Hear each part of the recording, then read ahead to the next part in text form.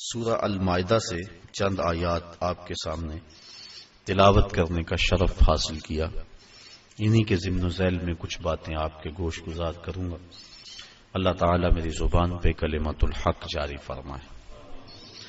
ارشاد فرمایا، یا ایھا الذین آمنوا، اے اہل ایمان، لا تتخذوا الیہود والنصارى اولیاء، یہودیوں اور عیسائیوں کو دوست نہ بنانا. بعضهم اولیاء بعض، یہ ایک دوسرے کے دوست ہیں، تمہارے دوست نہیں ہیں بلکہ یہ ایک دوسرے کے دوست ہیں. وَمَن يَتَوَلَّهُم مِّنكُمْ فَإِنَّهُ مِنْهُمْ، اور جس نے تم میں سے ان کے ساتھ دوستی اختیار کی، فَإِنَّهُ مِنْهُمْ، بے شک وہ انہی میں شمار ہوگا. ان اللہ لا یہدی القوم الظالمین، بے شک اللہ تعالی ظالم قوم کو ہدایت نہیں دیتا. یہود و نصارہ کے ساتھ دوستی اور محبت کی جو پینگیں چڑھانے کے لیے لوگ بےتاب نظر آتے ہیں، انہیں کان کھول کر ان آیات کو سننا چاہیے، پڑھنا چاہیے. متعدد مقامات پہ اس مضمون کو بیان فرمایا گیا. سورہ الممتحنہ کے اندر ارشاد فرمایا، یا ایھا الذین آمنوا لا تتخذوا عدوی وعدوکم اولیاء، اے ایمان والو میرے اور اپنے دشمنوں کو کبھی بھی دوست نہ بنانا. وہاں بھی دوستی کی ممانعت کر دی گئی. سورہ المجادلہ کے اندر اور کئی مقامات پر اللہ تعالیٰ نے واضح احکام اس بارے میں ارشاد فرمائے. یہود و نصارہ کے ساتھ اور اس کے علاوہ دیگر جو کفار ہیں سب کے ساتھ دوستی کی ممانعت ہے. ایک ہے معاملات اور ایک ہے موالات. کفار کے ساتھ معاملات جائز ہیں لیکن موالات جائز نہیں، دوستی جائز نہیں.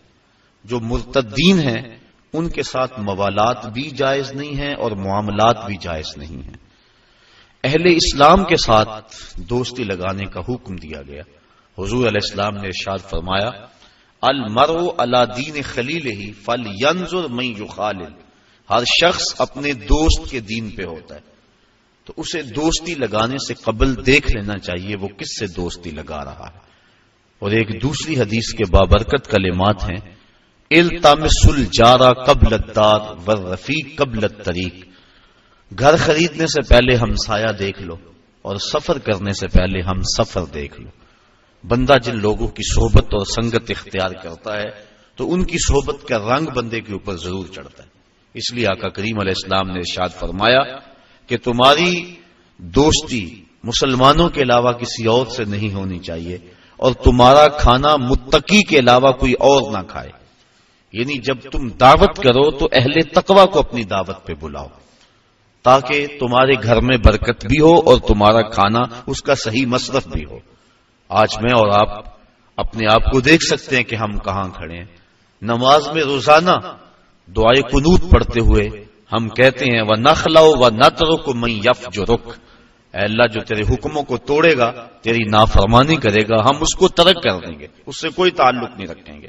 لیکن جس طرح ہم نماز باقی ساری مسجد میں چھوڑ گئے تو اسی طرح ہم یہ بھی مسجد میں چھوڑ جاتے ہیں اور باہر نکل کے کبھی بھی ہم نے اپنے کہے ہوئے کا لحاظ اور پاس نہیں رکھا. جبکہ ہم یہ روزانہ ہر روز اپنی نماز وطروں کے اندر یہ دعا پڑھتے ہیں اور اپنے رب سے یہ عہد کرتے ہیں کہ جو تیرے نافرمان ہیں، تیرے حکموں کو توڑتے ہیں، ہمارا ان سے کوئی تعلق نہیں ہوگا. تو آقا کریم نے فرمایا کہ تمہاری دوستی صرف مسلمانوں سے ہو اور تمہارا کھانا متقی کے علاوہ کوئی اور نہ کھائے. بلکہ فرمایا ان کے بارے میں کہ جب تمہیں ملے تو ان کے ساتھ سلام میں پہل نہ کرو اور جب ان کے ساتھ راستے میں چلنا ہو تو تنگ راستے پہ چلنے پہ انہیں مجبور کر دو. تو ان لوگوں کے ساتھ دوستی اور محبت کا رشتہ، اس کی شرح کوئی گنجائش نہیں ہے اور قرآن مجید کی نصوص قطعیہ اس پہ موجود ہیں. اسلام نے اپنے ماننے والوں کو اس بات کی ترغیب دی کہ ان سے دور رہو، کہیں ان کی صحبت کا رنگ تمہیں نہ چڑھ جائے، بلکہ ان کی نفرت کی ترغیب دلائی. ایک روایت کے کلمات ہیں، فرمایا کہ اگر صدقہ دینے کے لیے کچھ نہ ہو فَلْيَلْعَنِ الْيَهُودَ، تو یہودیوں پر لعنت بھیجو، اللہ تمہیں صدقے کا ثواب عطا فرما دے گا.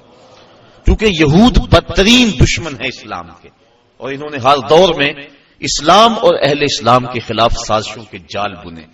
کابل سے کندھار تک، قلعہ جنگی سے دشت لیلا تک، تورا بورا سے تقریر تک، موصل سے بغداد تک، جاوا کے ساحل سے لے کر رباط کے کوچہ و بازار تک، القدس سے کشمیر تک، نیل سے کاشغر تک، پوری دنیا کے اوپر اہل اسلام کے اوپر ظلم کی جو سیارات پھیلی ہے، ذرا دیکھیے کہ اس کے اسباب کیا ہیں.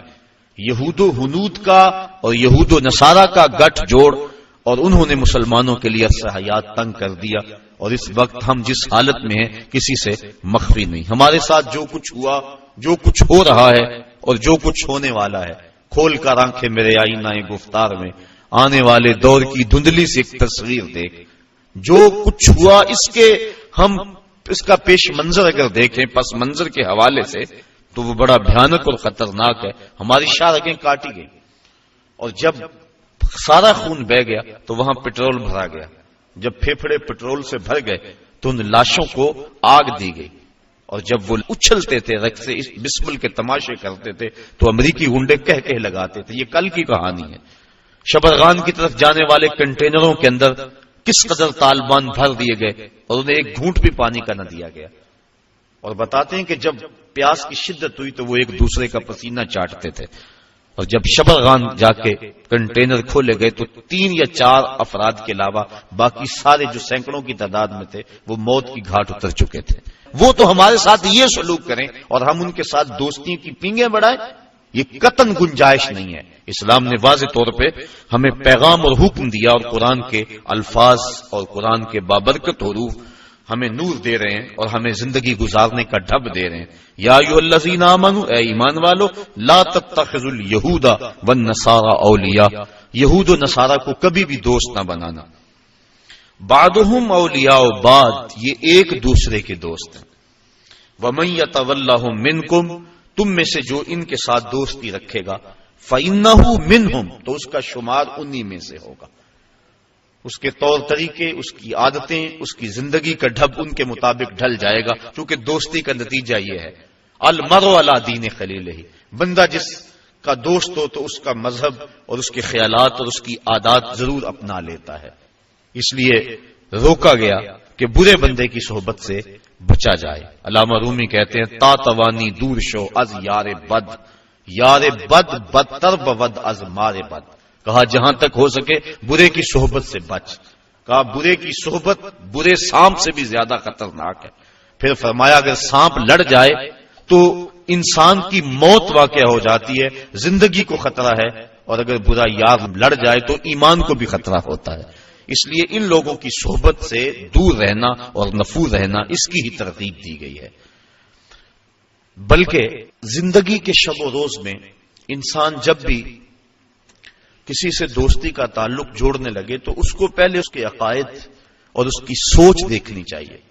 حضرت علی المرتضی رضی اللہ تعالیٰ عنہ کے قول کے مطابق 15 سال سے لے کر 20 سال تک کی جو عمر ہے یہ انتہائی اہم عمر ہے، اور اس عمر کے اندر اپنی اولاد پر خصوصی نگہداشت رکھنے کی ضرورت ہے کہ ان کی صحبت، مجلس اور دوستی کسی برے شخص سے نہ ہونے پائے. ساری زندگی انسان کی جو ہوتی ہے وہ ان 5 سالوں کے اندر ترتیب پاتی ہے. پوری زندگی پر ان 5 سالوں کی صحبتوں کی چھاپ رہتی ہے.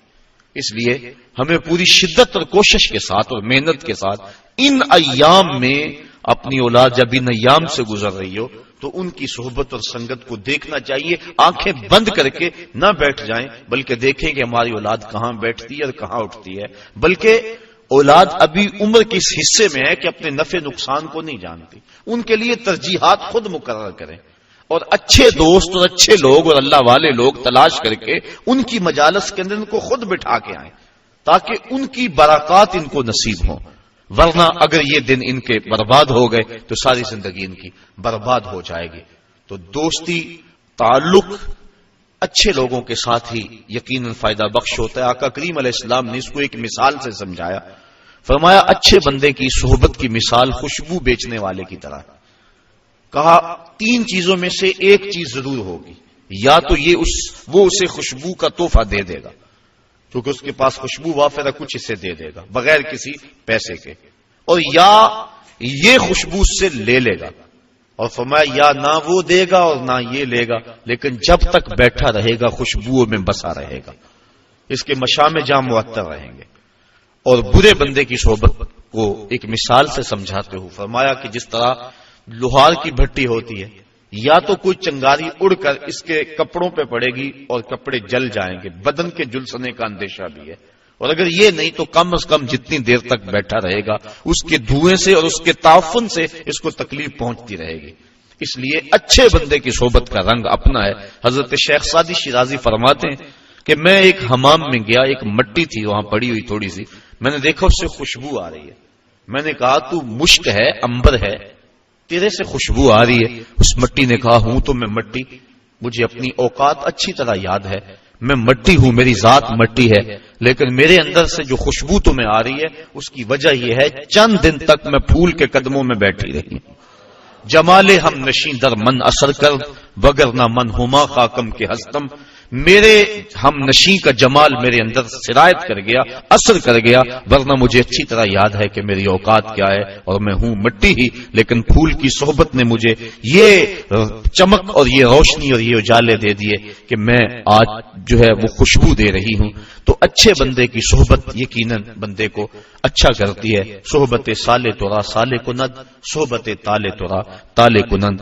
تو یہود و نصارہ کی صحبت یقیناً مسلمانوں کا سب کچھ لوٹ لے، اس لیے منع فرمایا خبردار ان کے قریب نہ بیٹھنا، ان سے دوستی نہ لگانا۔ ہاں ان سے کاروبار کرنا جائز ہے، لیکن ایک ایک لمحہ تمہارے ذہن میں یہ بات ہونی چاہیے کہ ہم ان کے دشمن ہیں اور یہ ہمارے دشمن ہیں۔ اگر یہ بات رہے گی تو ان کی صحبت بد کے اثرات ظاہر نہیں ہوں گے، لیکن اگر دوستی کا رنگ چڑھنے لگے گا ان ملاقاتوں کو تو نتیجتاً یہ ہے کہ دین ایمان سب کچھ برباد ہو جانے کا اندیشہ ہے۔ اس لیے منع فرما دیا کہ ان سے دوستی نہ لگانا، بے شک جس نے ان سے دوستی لگائی وہ انہی میں سے شمار ہوگا، بے شک اللہ تعالی ظالم قوم کو ہدایت نہیں عطا کرتا۔ فَتَرَى الَّذِينَ فِي قُلُوبِهِم مَّرَضٌ يُسَارِعُونَ فِيهِمْ، وہ لوگ جن کے دلوں میں بیماری ہے، نفاق کی بیماری ہے، یسارعون فیہم، وہ ان کی دوستی میں سرعت کرتے ہیں، جلدی کرتے ہیں، بھاگ بھاگ کر ان سے تعلق جوڑنا چاہتے ہیں، ان کی کوشش ہوتی ہے کہ ہمارا ان سے دوستی کا رشتہ جڑ جائے۔ کون لوگ؟ جن کے دل میں نفاق کی بیماری موجود ہے۔ اب اگر ان سے کہا جائے کہ میاں ان سے دوستی کیوں لگا رہے تو ان کے دلائل ہوتے، یقولون، کہتے ہیں، نخشا ان تصیبنا دائرہ، ہم اس لیے ان سے دوستی لگا رہے ہیں کہ کسی آنے والی مصیبت سے بچ جائیں، ہمارے اوپر کوئی آزمائش نہ آ جائے، کوئی گردش نہ آ جائے۔ اگر ہم نے ان سے دوستی نہ لگائی تو ہمیں خطرہ ہے اپنی معیشت کا، ہمیں خطرہ ہے اپنے حالات کا، دنیا کی منڈی میں ہم تنہا رہ جائیں گے، ہمارا سماجی بائیکاٹ کر دیا جائے گا، ہم پتھر کے زمانے میں دھکیل دیے جائیں گے۔ اس طرح کے دلائل تراشتے ہیں اور کہتے ہیں کہ ہم اس لیے دوستی لگاتے ہیں، نقشہ، ہم ڈرے ان تصیبنا دائرہ، کہ ہمیں کوئی گردش نہ آلے۔ فعسى الله ان ياتي بالفتح او امر من عنده فيصبحوا على ما اسروا في انفسهم نادمين، ان قریب اللہ تعالیٰ مومنوں کو فتح عطا فرما دے، ممکن ہے کہ اللہ مومنوں کو فتح عطا کر دے، اور امر من عنده، یا اپنی جناب سے کوئی اور چیز عطا کر دے، فَيُصْبِحُوا عَلَى مَا أَسَرُّوا فِي أَنفُسِهِمْ نَادِمِينَ، یہ دوستی گانٹنے والے اور اپنے دل کے اندر وہ چیزیں رکھنے والے یہ دیکھتے رہ جائیں گے اور شرمسار ہو جائیں گے، اور اللہ مومنوں کو سرخرو فرما دے گا۔ اور ایک وقت آنے والا ہے کہ جب اہل اسلام کو اللہ تعالیٰ ایسی کامیابی عطا فرمائے گا کہ دنیا کے خطے پر ایک بھی یہودی قائم نہیں رہے گا۔ حضرت عیسیٰ علیہ السلام تشریف لائیں گے، حضرت امام مہدی کے عساکر میدان میں آئیں گے، خنزیر کو قتل کیا جائے گا، صلیب کے نشان کو توڑا جائے گا، اور کتب حدیث میں موجود ہے اللہ تعالیٰ ایسی اعانت فرمائے گا اہل اسلام کی، اگر کسی جھاڑی کے پیچھے یا پتھر کی اوٹ میں کوئی یہودی چھپا ہوا، وہ پتھر مسلمان مجاہد کو آواز دے کے کہے گا ادھر آ، میرے پیچھے یہودی چھپا ہوا ہے۔ اور جب دنیا سے آخری یہودی قتل کر دیا جائے گا تو دنیا کا امن قائم ہو جائے گا، حتیٰ کہ سانپ انسانوں کے اندر پھریں گے لیکن ڈسیں گے نہیں، بھیڑیا اور بکری ایک گھاٹ پہ پانی پئیں گے لیکن بکری کو بھیڑیے سے خطرہ نہیں ہوگا، دنیا کے امن کی ضمانت ہے جب آخری یہودی قتل ہوگا. جب تک یہود موجود ہیں پوری دنیا کے اوپر امن قائم نہیں ہو سکتے.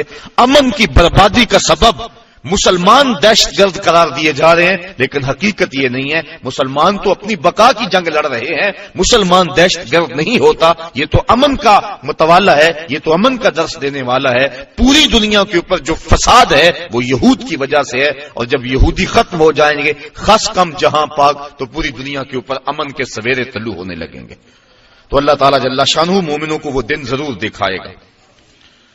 وَيَقُولُ الَّذِينَ آمَنُوا أَهَؤُلَاءِ الَّذِينَ أَقْسَمُوا بِاللَّهِ جَهْدَ أَيْمَانِهِمْ، اور اہل ایمان یہ کہتے ہیں یہ ہیں وہ لوگ جنہوں نے اللہ کے نام کی قسمیں کھائی تھی، بڑی پکی قسمیں. إِنَّهُمْ لَمَعَكُمْ، یہ کہ ہم تمہارے ساتھ ہیں، جبکہ یہ تو ہمارے ساتھ نہیں ہے، یہ تو کچھ اور نکلے. یہ منافقین کا جب پردہ چاک کر دیا گیا تو مسلمانوں نے جو کہا یہ اس حالت کو بیان کیا جا رہا ہے، کیونکہ منافقین مسلمانوں کے اندر گھسے ہوئے تھے. آقا کریم علیہ السلام کی ستر پوشی کی عادت تھی، اور آقا کریم نہیں چاہتے تھے کہ ان کو رسوا کریں. اب انہوں نے سمجھا کہ شاید نبی کو پتہ ہی نہیں، یہ جانتا نہیں ہے، ہم ان کے اندر رہتے اور نبی کو پتہ ہی نہیں، بلکہ انہوں نے باتیں کرنا شروع کر دی. یوں آسمانوں کی خبریں تو دیتے، ہمارا تو پتہ ہی نہیں ہے. آقا کریم تو پردہ پوش تھے، انہوں نے تانا زنی علم پہ کر دی.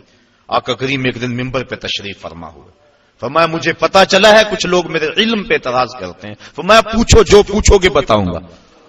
ایک شخص نے عرض کی من ابی یا رسول اللہ، آقا میرا باپ کون ہے؟ اب اس کے باپ کا تعارف تھا کہ فلاں باپ ہے، لیکن اس کا حقیقی باپ وہ نہیں تھا، باپ کوئی اور تھا. اس کے علم میں تھا، اس کو پتا تھا کہ حضور جو میرا ظاہر باپ ہے وہی بتائیں گے، لیکن آقا تو جانتے تھے. فرمایا ابو کا حذافہ، تیرا باپ وہ نہیں جو لوگ کہتے ہیں، تیرا باپ تو حذافہ ہے. ایک نے کہا میرا ٹھکانہ کیا؟ کالا انت فی النار، کہا تو جہنمی ہے. فبارک عمر رضی اللہ تعالیٰ عنہ، حضرت عمر فاروق اپنی پنڈلیاں بچھا کے اس طرح بیٹھے اور اپنے ہاتھ جوڑے، کہا رضیت باللہ ربا وبالاسلام دینا وبمحمد نبیا. حضور ہم اللہ کے رب ہونے پہ اور اسلام کے سچا دین ہونے پہ اور آپ کے نبی ہونے پہ راضی ہیں. یہ اعتراض ہم نے نہیں کیا، یہ کسی منافق نے بات کی ہے. تو بار بار حضرت عمر فاروق نے یہ عرض کی تو اللہ کے محبوب کا غصہ کافور ہوا، اور آقا کریم بار بار پوچھتے تھے. سلونی، پوچھتے کیوں نہیں؟ پوچھو، جو پوچھو گے میں بتاؤں گا. اللہ اکبر. تو اللہ کے محبوب کی نظر سے کوئی شے پوشیدہ نہیں ہے. حدیث میں آتا ہے، مشکات کے الفاظ ہیں، آقا کریم ایک دن تشریف لائے اور حضور کے دونوں ہاتھوں میں دو کتابیں تھیں. صحابہ کو کہا جانتے ہو یہ کتابیں کیا ہیں؟ صحابہ نے کہا اللہ و رسولہ عالم، اللہ اور اس کا رسول جانتا ہے. فما ھذا کتاب من عند اللہ، یہ کتاب جو میرے دائیں ہاتھ میں ہے یہ مجھے اللہ کی طرف سے عطا کی گئی ہے. اس میں جنتیوں کے نام ہیں، ان کے باپوں کے نام ہیں، ان کے قبیلوں کے نام ہیں. اور فرمایا یہ جو کتاب ہے میرے بائیں ہاتھ میں یہ بھی مجھے اللہ کی طرف سے دی گئی ہے، اس میں جہنمیوں کے نام ہیں، ان کے باپوں کے نام ہیں، ان کے قبیلوں کے نام ہیں. تو نگاہ سے کوئی شے پوشیدہ نہیں ہے. نبی جس کو اللہ نے اتنا بڑا منصب دیا، بھلا اس کو بتلایا ہی نہیں ہے، یہ کیسے ہو سکتا ہے؟ حدیث میں آتا ہے، مسلم میں اور دیگر کتب میں، کتاب الملاحم میں روایت موجود ہے، اللہ کے محبوب علیہ السلام نے ایک دن فرمایا قرب قیامت میں جب دجال آئے گا نا تو میرے غلام اس دجال کے مقابلے میں نکلیں گے. فرمایا انی لعارف اسماءہم واسماء آبائہم والوان خیولہم، میں اپنے ان غلاموں کے ناموں کو جانتا ہوں، ان کے باپوں کے ناموں کو جانتا ہوں، جن گھوڑوں پہ چڑھ کے جہاد کریں گے میں محمد ان گھوڑوں کے رنگوں کو بھی جانتا ہوں. وَأَلْوَانَ خَيُولِهِمْ، ان گھوڑوں کے رنگوں کو بھی میں جانتا ہوں کہ کون سا غلام کس رنگ کے گھوڑے پہ چڑھ کے جہاد میں آئے. اب منافقین اتنا کچھ ہونے کے باوجود بھی کہتے تھے لو ہم اندر بیٹھے ہیں، ہمارا تو پتہ ہی نہیں ہے. تو یہ ان کی غلط فہمی موجود تھی. اللہ کے محبوب تو پردہ پوشی کی وجہ سے نہیں بتا رہے تھے، لیکن جب انہوں نے اس طرح کے اعتراضات بہت زیادہ کرنے شروع کر دیے، ایک دن اللہ کے محبوب جلال میں آئے اور فرمایا اخرج فلاں ابن فلاں من المسجد انت منافق. فرمایا فلاں اٹھ چلا جا، تو منافق ہے. فلاں تو بھی مسجد سے باہر نکل جا، تو منافق ہے. حضرت عمر فاروق کی یہ آرزو ہوا کرتی تھی کہ کبھی منافق الگ ہو جائیں، کھوٹا کھرا الگ الگ ہو جائیں تو پھر مزہ آ جائے، لیکن کچھ حکمت کے تحت حضور ابھی کرتے نہیں تھے. حضرت عمر فاروق موقع پہ موجود نہیں تھے. وہ نماز پڑھنے کے لیے آئے، دیکھا کہ کتنے لوگ جا رہے ہیں، پریشان ہو گئے، جماعت میری رہ گئی. تو ایک بندہ دروازے پہ کھڑا تھا جو جانتا تھا کہ حضرت عمر فاروق کی عادت کیا ہے، اور منافقین کے بارے میں ان کے کیا جذبات ہیں. انہوں نے کیا ابشر یا ابن خطاب، ابن خطاب تمہیں مبارک ہو. کہا مبارک دے رہے ہو، میری جماعت ختم ہوگی تم مبارک دے رہے ہو. کہا جماعت ابھی ہونی ہے. تو کہا یہ کیوں جا رہے ہیں؟ کہا تمہاری آرزو پوری ہو گئی. اللہ کے محبوب نے منافقوں کو مسجد سے نکال دیا ہے. تو جب مسجد میں تھے تو اس وقت وہ اپنے ایمان کے دعوے کرتے تھے، اور جب نکال دیا گیا تو مومنین جن کو پتا نہیں تھا کہ یہ پاس بیٹھنے والا منافق تھا، یہ تو بڑی چکنی چپڑی باتیں کرتا تھا، انہوں نے حیرت سے کہا وَيَقُولُ الَّذِينَ آمَنُوا أَهَٰؤُلَاءِ الَّذِينَ أَقْسَمُوا بِاللَّهِ جَهْدَ أَيْمَانِهِمْ، یہ وہ لوگ تھے جو بڑی پکی قسمیں کھاتے تھے. إِنَّهُمْ لَمَعَكُمْ، کہ ہم ان کے ساتھ ہیں. بھلا ہمارے ساتھ ہے یہ کوئی؟ حبطت اعمالهم، فرمائے ان کے اعمال ضائع کر دیے گئے. فاصبحوا خاسرین، اور انہوں نے صبح اس حالت کے اندر کی کہ وہ خسارے میں تھے. یا ایھا الذین آمنوا من یرتد منکم عن دینہ، اے ایمان والو تم میں سے اگر کوئی دین سے منحرف ہو جائے، مرتد ہو جائے، دین کو چھوڑ دے. یہود و نصارہ کی دوستی کے بعد اس بات کو بیان کیا، چونکہ برے لوگوں کی جب صحبت ہوگی تو اس کا رنگ ہوگا. تو کہیں ایسا نہ ہو کہ ان لوگوں کی دوستی کے نتیجے کے اندر تم ارتداد کی طرف چل پڑو، اور اگر تم ارتداد کی طرف چل پڑو تو کیا تمہارے رب کو پرواہ ہوگی؟ اب ارشاد فرمایا جا رہا ہے یا ایھا الذین آمنوا، اے ایمان والو، من یرتد منکم عن دینہ، تم میں سے اگر کوئی اپنے دین سے منحرف ہو جائے، فسوف یاتی اللہ بقوم، اللہ کو اس کی کوئی پرواہ نہیں ہے کہ اگر کوئی مرتد ہوتا ہے، بلکہ فسوف ان قریب یاتی اللہ بقوم، اللہ ایسی قوم لائے گا یحبہم و یحبونہ، جس قوم سے اللہ پیار کرتا ہے اور اللہ سے وہ قوم پیار کرتی ہے. ایسی قوم تمہارے جگہ لے آئے گا جو اللہ سے پیار کرنے والی ہے. قل ان کنتم تحبون اللہ فاتبعونی یحببکم اللہ، ارشاد فرمایا گیا اگر تم اللہ سے پیار کرتے ہو، اب محبوب کہہ دو کہ میری اتباع کرو. جب میری اتباع کرو گے تو اللہ تم سے پیار کرے گا. وہاں یہ ہے بندے کا پیار مقدم اور مالک کا پیار بندے کے ساتھ، اس کو مؤخر بیان کیا گیا. لیکن یہاں فرمایا گیا کہ ایسی قوم لائے گا کہ جس سے اللہ پیار کرتا ہے. جب اللہ پیار کرتا ہے تو وہ قوم بھی پیار کرتی، یعنی اللہ کے پیار کو مقدم رکھا گیا. اور حقیقت بھی یہ ہے عشق اول در دل معشوق پیدا می شود، محبت پہلے محبوب کے دل میں پیدا ہوتی ہے. جب اللہ پیار کرتا ہے تو بندے پیار کرتے ہیں. حضرت حسن بصری رضی اللہ تعالیٰ عنہ فرمانے لگے جلدی جلدی مصلی بچھاؤ، میرا رب مجھے یاد کر رہا ہے تو میں بھی چاہتا ہوں کہ میں اسے یاد کروں. تو کہا مریدین نے حضرت آپ کو کیسے پتا ہے کہ آپ کا رب آپ کو یاد کر رہا ہے؟ کہا میرے دل میں اس کی یاد آ رہی ہے، تو وہ یاد کر رہا ہے تو مجھے یاد آ رہی ہے. تو پہلے وہ پیار کرتا ہے تو پھر بندہ پیار کرتا ہے. اگر وہ پیار کرے تو پھر یقیناً بندے کے دل میں اس کے لیے محبتوں کے جذبات موجزن ہوتے ہیں. حضرت داتا گنج بخش علی حجویری کشف المعجوب میں لکھتے ہیں کہ یہ جو روایت ہے کہ جس نے توبہ کی اس کو اللہ نے بخش دیا، کہا یہ بھی ٹھیک، لیکن بعض صوفیہ فرماتے ہیں کہ یہ بھی ٹھیک کہ جس نے توبہ کی اسے بخش دیا گیا. صوفیہ فرماتے ہیں اصل بات یہ بھی ہے کہ جس کو بخشنا تھا اللہ نے اسے توبہ کا راستہ دکھا دیا. ایک یہ جس نے توبہ کی اسے بخش دیا گیا، اور دوسرا یہ ہے جس کو بخشنا تھا اس کو توبہ کا دروازہ دکھا دیا. اس لیے اللہ جس سے محبت کرتا ہے تو وہ اللہ سے پیار کرتا ہے. تو یہ توفیق مل جانا کہ بندہ جو ہے وہ اللہ کی یاد میں بیٹھے تو سمجھو کہ ہمارا رب ہمارے اس بیٹھنے کو قبول کر رہا ہے. وہ کیا کسی نے کہا نا میری توفیق بھی تیرے کرم کا صدقہ، یہ قدم اٹھتے نہیں اٹھائے جاتے. تو اللہ اگر اپنی یاد کی کسی کو توفیق دے دے تو یقیناً یہ اس کی کرم نوازی.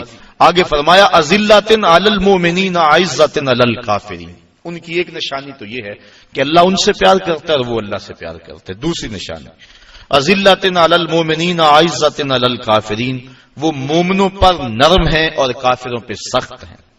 ایسی قوم پیدا کرے گا جو کافروں پر سخت ہوگی اور مومنوں پہ نرم ہوگی. ہو حلقہ یاراں تو بریشم کی طرح نرم، رزم حق و باطل ہو تو فولاد ہے مومن.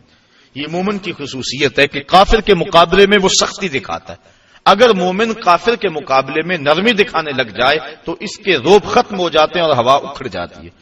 اس لیے ہمیشہ وہ کافر کے مقابلے میں سختی کے ساتھ ڈٹا رہتا ہے. اس وقت اس کو حالت قیام کا درس دیا گیا، لیکن جب اپنے مومن بھائیوں سے ملے تو اس کی حالت پھر انتہائی نرم ہوتی ہے. مسافے زندگی میں سیرت فولاد پیدا کر، اقبال نے کہا تھا مسافے زندگی میں سیرت فولاد پیدا کر، شبستان محبت میں حریر و پرنیاں ہو جا، گزر جا بن کے سیلے تند رو کو ہو بیاباں سے، گلستہ راہ میں آئے تو جوئے نغمہ کہاں ہو جا. جب راستے میں پہاڑ آئے تو ٹکرا جائے ان سے، اور جب راستے میں کوئی باغ آ جائے تو اس پانی کو کہا جا رہا ہے کہ اب تو سیلاب نہ بن بلکہ جوئے نغمہ خاں بن جا، گیت گاتی ہوئی ندی بن جا اور اس باغ سے یوں گزر۔ تو جب اپنوں سے ملتے ہیں تو ان کی محبت مثالی ہوتی ہے، اور جب کافر کے مقابلے میں ہوتے ہیں تو سخت ہوتے ہیں۔ اگر قوم کا مزاج یہ ہو جائے کہ کافروں سے نرمی اور اپنوں سے سختی، تو پھر اللہ کے عذاب کا انتظار کرنا چاہیے۔ یجاہدون فی سبیل اللہ، ان کی ایک صفت یہ ہے کہ وہ اللہ کے راہ میں جہاد کرتے ہیں۔ کافروں کے مقابلے میں سرحدوں پر جو لڑائی لڑی جاتی ہے اس کو عربی میں قتال کہتے ہیں، اور جہاد جد و جہد دین کو کہتے ہیں۔ اعلاء کلمت الحق کے لیے جو بھی محنت کی جائے، جد و جہد کی جائے، اس کو جہاد کہتے ہیں۔ اس قتال کو بھی جہاد شامل ہے کیونکہ یہ بڑا وسیع المفہوم لفظ ہے جہاد، اور اس کے علاوہ جو بھی راہ دین میں جد و جہد کی جائے اس کو شریعت اسلامیہ میں جہاد کہا جاتا ہے۔ تو کہا وہ راہ خدا میں جہاد کرتے ہیں۔ ولا یخافون لومۃ لائم، اور اس راستے میں کسی ملامت کرنے والے کی ملامت سے ڈرتے نہیں ہیں، بلکہ جب بندہ اس راستے کا مسافر ہو جاتا ہے اسے کسی ملامت کرنے والے کی ملامت کا خوف نہیں ہوتا، بلکہ اس ملامت سے اس کو ایک لذت آتی۔ حضرت ابو ذر غفاری رضی اللہ تعالیٰ عنہ فرماتے ہیں کہ میں حضور کی خدمت میں دار ارقم میں حاضر ہوا، رہنے والے مدینے کے تھے لیکن آئے مکہ المکرمہ، ابتداء اسلام تھا۔ حضور کی خدمت میں حاضر ہوا بیعت اسلام کی، دو چیزوں پر حضور نے مجھ سے وعدہ لیا، ایک تو حق کہنا چاہے کچھ بھی ہو جائے، اور دوسرا اللہ کے راستے میں کسی ملامت کرنے والے کی ملامت سے نہیں ڈرنا۔ میں نے بیعت کر کے کہا حضور اگر اجازت ہو تو باہر نکل کر اپنے ایمان کا اعلان نہ کرو۔ حضور فرمایا ابھی حالات ایسے نہیں، ابھی اپنے ایمان کو مخفی رکھو۔ عرض کی حضور ابھی تو میں نے آپ سے وعدہ کیا ہے کہ حق کہنا ہے چاہے قیامت آ جائے۔ آقا کریم فرمایا اچھا پھر تمہاری مرضی۔ حضور بھی پرکھنا چاہ رہے تھے، کہا اچھا پھر تمہاری مرضی۔ حضرت ابو ذر غفاری کی سنیے، کتب سیر میں واقعہ موجود ہے، کہتے ہیں میں سین حرم میں آیا، کیا دیکھتا ہوں کہ صنادید قریش نشستیں جمائے بیٹھے ہیں اور ان کے چیلے چانٹے ان کے ارد گرد جو ہے وہ حلقوں میں بیٹھے ہوئے ہیں۔ میں کعبۃ اللہ کے ساتھ ٹیک لگا کے زور سے کہا لوگوں سن لو، میں اللہ کی توحید کا اقرار اور مصطفیٰ کی رسالت کا اقرار کرتا ہوں۔ کہتے ہیں یہ لفظ میرے ابھی مکمل نہیں ہوئے تھے کہ میرے اوپر لوگ ٹوٹ پڑے اور اتنا مارا کہ میرے لخت لخت سے خون بہنے لگا۔ حضور کے چچا حضرت عباس بن عبد المطلب رضی اللہ تعالی عنہ وہ وہاں موجود تھے، ابھی اسلام کی دولت سے مالا مال نہیں ہوئے۔ انہوں نے کہا لوگوں اپنی معیشت پہ ترس کھاؤ اور اس شخص کو چھوڑ دو، تم جانتے نہیں یہ شخص کون ہے، یہ بنو غفار کا شخص ہے، اور بنو غفار مدینے میں رہائش پذیر قبیلہ ہے۔ تمہاری معیشت کا انحصار تجارت پہ ہے، اور تجارت بھی شام کی، اور شام کا جو راستہ ہے وہ مدینے کے قریب سے گزرتا ہے۔ اگر تم نے اس شخص کو قتل کر دیا تو تمہارے شام کی طرف جانے والے قافلے غیر محفوظ ہو جائیں گے اور تمہاری معیشت جو ہے وہ کمزور پڑ جائے گی۔ اس پہ رحم نہ کرو، اپنی معیشت پہ ترس کھاؤ اور اسے چھوڑ دو۔ لوگوں کے ذہن میں یہ دلیل سمجھ میں آئی، لوگوں کے نے قبول کیا اور کہتے ہیں مجھے چھوڑ دیا۔ اب سنیے لفظ حضرت ابو ذر غفاری کے، کہتے ہیں میں نے آب زمزم سے زخموں کو دھویا، ایک چادر لی، سین حرم میں لیٹ گیا رات گزارنے کے لیے، لیکن ساری رات گزر گئی مجھے نیند نہ آئی۔ کیوں نیند نہ آئی؟ کہ زخم زیادہ تھے، درد ہو رہا تھا، یقیناً یہ بات بھی ہوگی، لیکن حضرت ابو ذر غفاری کے نیند نہ آنے کا سبب خود بیان کرتے ہیں۔ کہا مار کھانے میں اتنا مزہ آیا تھا کہ میرا جی چاہتا تھا دوبارہ دن چڑھے، وہ پھر آئے اور پھر میں اعلان کروں، اور جو حال میرے ساتھ کل ہوا تھا دوبارہ پھر ہو۔ وہ مزہ دیا تڑپ نے میری آرزو ہے یارب، میرے دونوں پہلوؤں میں دل بے قرار ہوتا۔ ایک پہلو میں دل ہے تو اتنا لطف آ رہا ہے، اگر دونوں پہلوؤں میں دل ہوتا تو کیا کیفیت ہوتی۔ کہا ساری رات انتظار میں گزر گئی اور جی چاہتا تھا کہ دوبارہ دن چڑھے اور پھر اپنی مسجدوں پہ آئیں اور پھر میں توحید کا غلغلہ بلند کروں اور پھر وہ میرے اوپر ٹوٹ پڑے، یہ زخم دوبارہ آئیں اور اس تکلیف سے جو لذت مجھے کل ملی تھی پھر دوبارہ ملے۔ کہا پھر جب صبح ہوئی اور وہ آ کے بیٹھ گئے، میں نے دوبارہ کھڑے ہو کے وہی اعلان کیا، اور میرے اوپر ٹوٹ پڑے. پھر مزاحم ہوئے حضور کے چچا, اور اگلے دن پھر رات میری بڑی مشکل گزری, اور میں یہ انتظار کرتا رہا دن چڑھے تو پھر توحید کا اعلان کروں. تو وہ اللہ والے جو لوگ ہیں, اگر ان کو اس راستے میں کوئی تکلیف پہنچتی ہے یا کوئی ملامت کرتا ہے, تو جب وہ جم جاتے ہیں دین پہ اور روح دین ان کو نصیب ہو جاتی ہے, تو اس ملامت سے ڈرتے نہیں ہیں, بلکہ اس ملامت کرنے والے کی ملامت کی پرواہ کیے بغیر اپنے سفر کو جاری رکھتے ہیں. مار کھانے کے باوجود, تکلیفیں اٹھانے کے باوجود, ملامتیں سہنے کے باوجود حق پہ جمع رہنا اور یہ دولتیں مل جانا, یہ کیا انسان کے بس کا روگ ہے؟ کہا نہیں, ذالک فضل اللہ یؤتیہ من یشاء, یہ اللہ کا فضل ہے جسے چاہے عطا فرما دے, جسے چاہے کرم نواز. کمایا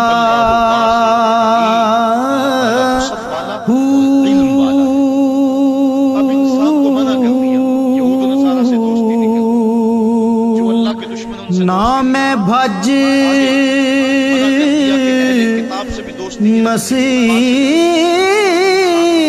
مسیتی وڑیا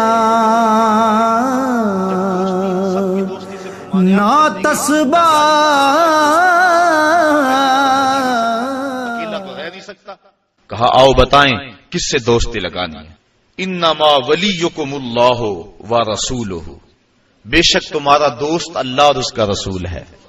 آؤ ان سے دوستی کا ناتا جوڑ لو. دنیا داروں سے دوستی لگاؤ گے, بعد میں بے وفائی کا زخم اپنے سینے پہ لے کر روتے رہو گے کہ ہم جن کے لیے مرے تھے وہ وضو کرتے رہے اور جنازہ بھی نہ پڑا, پھر کیا کچھ کہتے پھرو گے. آؤ ان سے دوستی لگاؤ جو دنیا پر بھی اور آخرت پر بھی وفا کی ریت کو نبھاتے ہیں. انما ولیکم اللہ, بے شک تمہارا دوست اللہ ہے, ورسولہ, اور اس کا رسول ہے, والذین آمنوا الذین یقیمون الصلاۃ, اور وہ اہل ایمان ہیں جو نماز پڑھتے ہیں, نماز قائم کرتے ہیں, ویؤتون الزکوٰۃ, اور زکوٰۃ ادا کرتے ہیں, وہم راکعون, اور ان کے دل اللہ کے حضور جھکے ہوئے ہیں. وہ ہیں تمہارے دوست اور ان سے دوستی تمہیں نفع دے گی. ومن یتول اللہ ورسولہ, اور جو اللہ اور اس کے رسول سے دوستی لگائے, والذین آمنوا, اور اہل ایمان سے دوستی لگائے, فإن حزب اللہ هم الغالبون, بے شک اللہ کا گروہ ہی غالب ہے اور غلبہ اسی کے پاس ہے اور وہی غلبہ دینے والا ہے. تو اہل اسلام کو ان کو راہ عمل دی گئی اور بتایا گیا تم نے کس سمت پہ چلنا ہے, کہیں غلط فہمی میں اپنا سب کچھ برباد نہ کر بیٹھے. اسلام نے ان کو راہ عمل دے دیا کہ غلبہ تو اسلام کے پاس ہی ہے اور حق ہی غالب رہتا ہے. باطل چند دنوں کے لیے پنپتا ضرور ہے, لیکن جو ہے وہ حقیقی طور پہ فتح حق کو ہوا کرتی ہے. اس لیے اس وقت پوری دنیا کے جو حالات ہیں وہ کس سے مخفی ہیں اور کون نہیں جانتا. اس وقت ہمیں آنکھیں کھول کے زندگی گزارنے کی ضرورت ہے اور اپنے دین کو سمجھنے کی ضرورت ہے. ہمیں قرآن مجید کے احکامات کو سمجھنے کی ضرورت ہے اور دیکھنے کی ضرورت ہے کہ ہم کس طرح اپنی زندگی کے شب و روز گزاریں جس سے ہمارا رب ہم پہ راضی ہو جائے, ورنہ ایسا نہ ہو کہ زندگی برباد کر کے بیٹھ جائیں. 4 دن کی زندگی ہے, اس کو شریعت اور مصطفیٰ کریم علیہ الصلوۃ والسلام کے جو طریقے ہیں ان کے مطابق گزارنے کی کوشش کریں.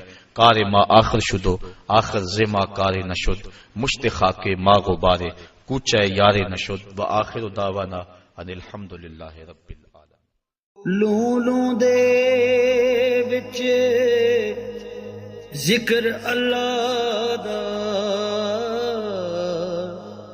ہر دم پیا پڑھی وے,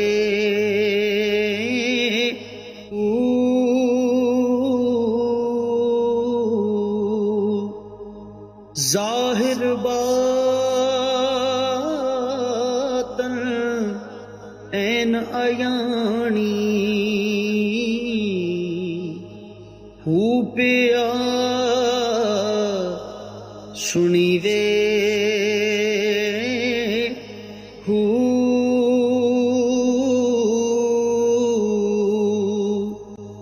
نام فقیر تنا دا